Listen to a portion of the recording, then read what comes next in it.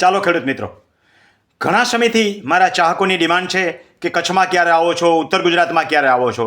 તો હમણાં ઘણા બધા પ્રવાસો કરી આવ્યો. સૌરાષ્ટ્રના પ્રવાસ તો રેગ્યુલર થતા જ હોય છે. મધ્ય ગુજરાતના પ્રવાસે જઈ આવ્યો. તમને ખબર છે કે દક્ષિણ ગુજરાત જે છે એની અંદર પ્રવાસે જઈ આવ્યો, પણ કચ્છમાં આવવાનું થયું નથી.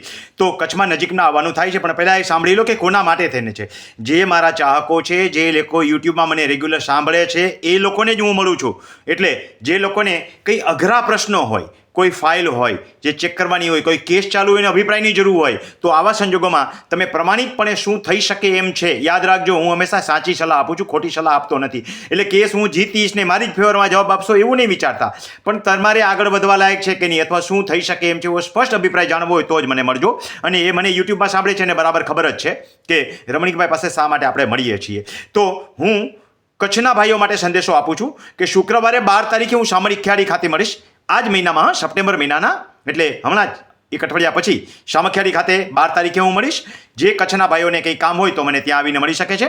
એવી જ રીતે શનિવારે અને 13 તારીખ, આ શુક્રવારે 12 તારીખે સામખિયાળીથી રાત્રે હું નીકળી જઈશ. એટલે શનિવારે 13 તારીખે જે છે હું રાધનપુર, ડીસા અને પાલનપુર બાજુ જવા નીકળી જઈશ. એટલે એ તરફના ખેડૂતોને જ્યાં નજીક પડતું હોય, પાટણ છે, ઉના છે, મહેસાણા છે, એને જ્યાં નજીક પડતું હોય ત્યાં આ રૂટ ઉપર મને મળી શકે છે.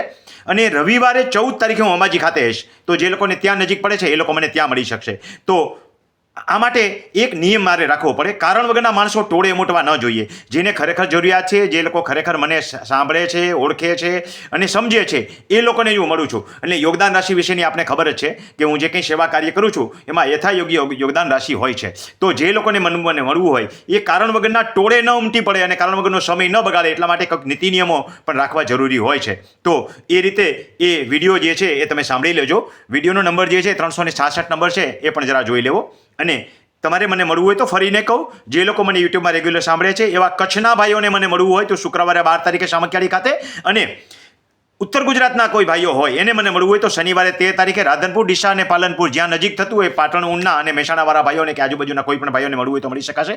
અને રવિવારે 14 તારીખે હું અંબાજી ખાતે મળીશ. તો ફરીને તમારે મને મળવાની જો ઈચ્છા હોય અને ખરેખર કોઈ જેન્યુન રીઝન હોય અને એ ખાતે મળવું હોય તો મને કેવી રીતે મળી શકશો એ બરાબર સમજી લો. યુટ્યુબમાં જઈ અને આ મારો વિડીયો તમે જુઓ છો એ તો સૌને ખબર જ છે ને, યુટ્યુબ રેગ્યુલર તમે જુઓ છો ને તમને ખબર જ છે કે મને કોઈ રીતે ફોન કરવાનો નથી. તમારે મને મળવું હોય તો આગલા દિવસે, એટલે કે તમારે જ્યારે મળવાનું થતું એટલે વહેલા મને કહી દેવાનું. કાલથી જ કહી શકો છો કે ભાઈ હું આ તારીખે આ જગ્યાએ મળવા માગું છું. તો મારો વોટ્સએપ નંબર જે છે એના પર મેસેજ કરવાનો છે, કોઈ ફોન કરવાનો નથી. યાદ રાખજો, મને જે રેગ્યુલર સાંભળે છે એમને ખબર જ છે કે ફોન કરશો તો નંબર બ્લોક થઈ જશે. તમારે સિસ્ટમને અનુસરવાનું છે.